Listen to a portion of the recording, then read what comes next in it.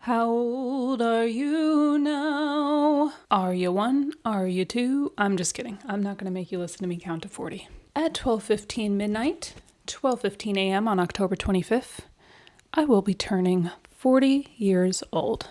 Quite frankly, I don't even know how that happened because some days, most days, I'm not going to lie to you, I do not feel like a full adult, so it's a little bit weird. But it is in fact true. We are here. I am rewind the cassette tape with your pencil years old.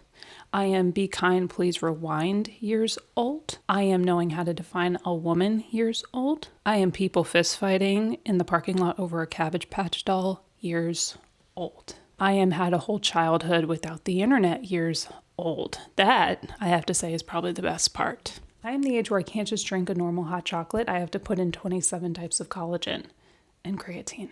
I believe 40 is the age that a lot of the podcast bros say that women lose all their market value. Now, while I think that is incredibly silly and untrue, I can tell you right now that I would trade market value all day, every day for the wisdom that I have gained over the years. I would never want to go back to being as silly and full of shenanigans as I once was. I'm actually really, really grateful. I mean, really grateful to have been sustained by the Almighty for 40 years. Because Lord knows, I did not sustain myself. We're not going to get into the whole testimony right now, but I promise you, I did not sustain myself. I am so grateful and so thankful that even at the moments in my life when I was in rebellion, or when I was distant from God, I had not surrendered to God, I was not walking with God, that even though God allowed a lot of consequences and let me crash out multiple times, that He sustained my life. And I'm really grateful that despite a lot of the regrets that I've had and the mistakes that I've made, that God has proven His character over and over again. He's proven His word and His promises. I have watched Him create beauty from ashes. I wrote a letter to my 20-year-old self. I have struggled over the years. I don't know if you share this experience, but I have actually found that self-forgiveness is the hardest form of forgiveness for me personally. I'm kind of hoping that this letter brings some of you peace, brings some of you hope, brings some of you clarity, and to avoid a lot of the unnecessary pain of life. There's always going to be pain in life we can't avoid, but the avoidable pain that you will instead choose to submit your life under the kingship of Christ, and that you will live under His covering and be able to avoid some of the things, some of the pits that I had to fall into. So here is a letter to my 20-year-old self on my 40th birthday. Dear 20-year-old me, I'm going to hold your hand when I say this. I've spent a lot of years being mad at you, years fighting to forgive the me that I was, the girl who didn't yet know better. I realize now that you were just stumbling through finding ways to survive.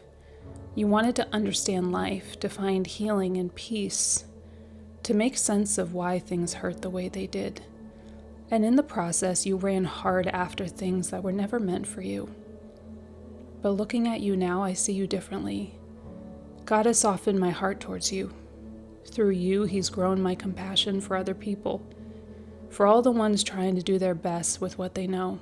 There are a lot of things you're about to do that will take more than a decade to heal from.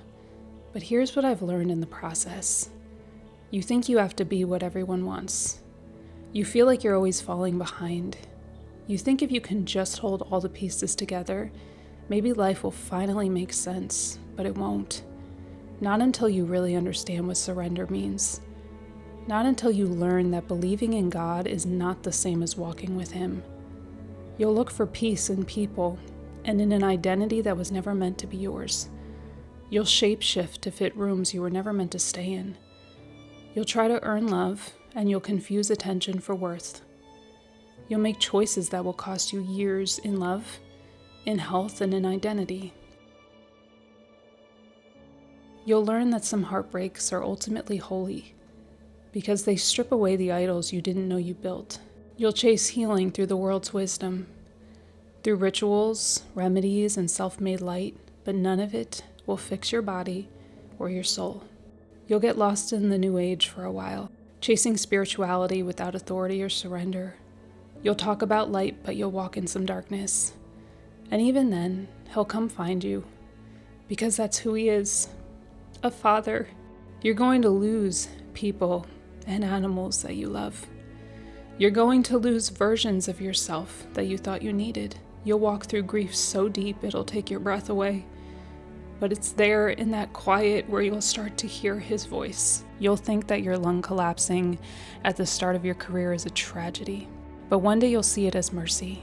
God's way of interceding on your behalf, even when you were still in rebellion to him.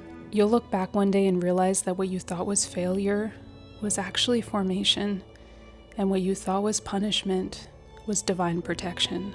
You'll learn that humility isn't weakness, it's a doorway to wisdom. You'll learn that surrender is stronger than control. And one day, you'll stand here older and softer. You'll realize that your breaking points were a birthplace of something new. So dear 20-year-old me, I forgive you because I finally understand how much grace we've been given. The truth is you didn't survive by your own strength. You survived because God's mercy refused to let you go. God was not punishing you, dear girl. He was preparing you. And one day you'll see. He was not withholding good from you. He was waiting until you were ready to receive it. You'll learn that aging isn't something to fear. It's actually one of the kindest gifts, because with time comes wisdom. With wisdom comes peace. And with peace comes a beauty that can't be washed off or aged out. You're going to heal in ways you never thought possible. God is going to restore things you believed were broken forever.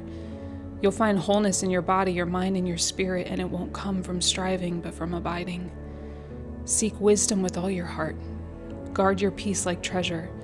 Protect your body. It's sacred and holy, and it was never meant to be shared with the world.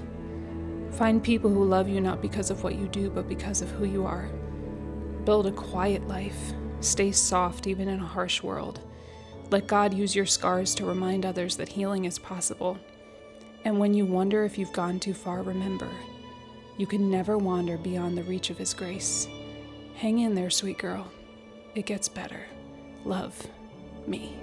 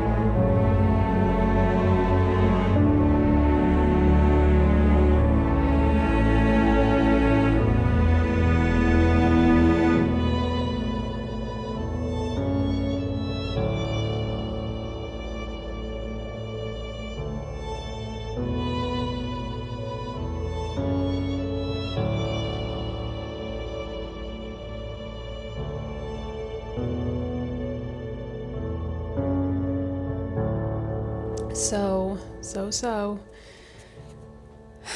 I have learned that there's a difference between the hardship that simply comes from living in a broken world, the hardship that comes for the cause of walking with Christ, and then there is the self-inflicted hardship that we put upon ourselves, the unnecessary pain that we bring into our lives by walking outside of the will of God. We step out from under his authority, which is ultimately his protection. We make all sort of decisions based on our emotions, our desires, our lusts, and a lot of that can lead to a lot of pain and regret. So yes, in this world we will all have trouble. We will all have pain. We will all go through troubles and trials. But I would love if just one young person watched this and chose to make a different choice and chose to be guided by the Spirit of God, by the Spirit of wisdom, rather than the spirit of this world, and avoided one shred of the unnecessary pain and regret. And I am simply reminded every year that goes by that this world is not my home. I am just passing through. And I pray that as I pass through, that others will see Christ's light and redeeming work in me. Any good you see in me is Him. So I thank you all for the last few years of growing alongside me. I thank you for, I know the birthday love you're going to leave for me in the comments. I thank you for liking my videos. I thank you for kindness over the years. I thank you to those of you who have allowed me to grow as I go on this journey. And I appreciate you so much, as always, for taking a piece of your precious day to spend it here with me. You can always find more information at faithfullegacyliving.com, my books, my blog, a little something about me. And Lord willing, I will see each and every one of you beautiful and precious souls right here on the next one. Bye, friends.